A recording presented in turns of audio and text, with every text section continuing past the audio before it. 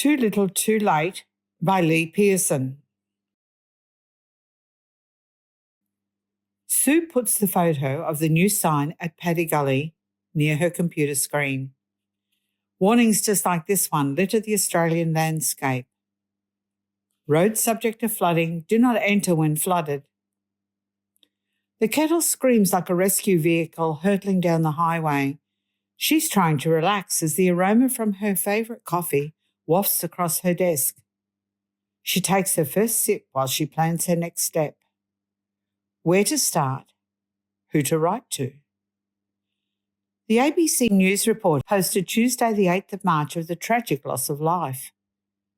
The words jump out at her and her heart beats wildly. It is the anniversary of her mother's birthday. Her pangs of sorrow and loss are raw. She knows how the family of the victims must feel.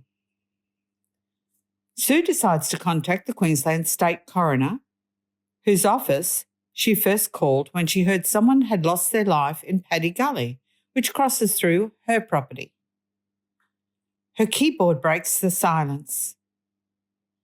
Dear Mr. Ryan, thank you for taking action to have someone erect signs warning people about entering Paddy Gully when it's flooded, but... She pauses. She wants to say, but it's too little too late.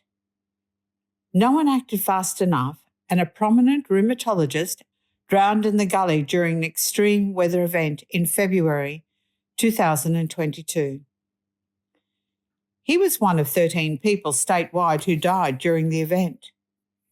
He may not have drowned in Paddy Gully if whoever was responsible erected warning lights and detour signs in time.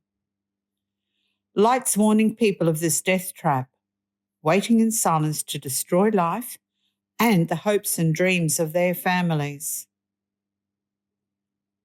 Sue stares at the photo. So, who is to blame? Who is responsible? It appears no one. It's not the responsibility of local, state or federal governments, or at least that is what each one claims. Cattle trucks, B-doubles screaming at 100 kilometres per hour down two narrow lanes on a poorly sealed major highway leading to the west. A disaster waiting to happen. Now imagine this is you. You're tired. You've been driving for the past fortnight, a doctor dedicated to caring for country folk isolated from major hospitals. Your patients cripple with arthritis, too few qualified to treat them. Your family wanted you to retire long ago. You don't see the water lying in wait in the darkness as it cloaks the bridge. The gully is steep. You can't see what's laying on the bitumen in the dead of night.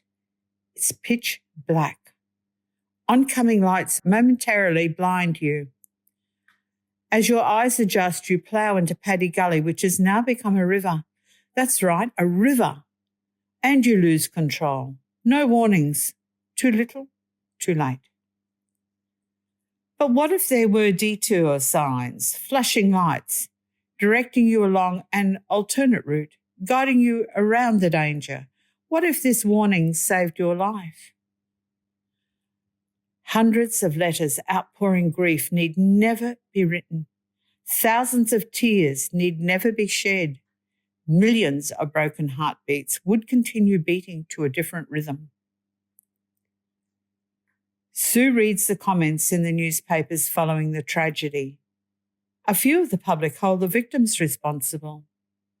They shouldn't have been on the roads during this time. Retire when you should. Too old to be driving.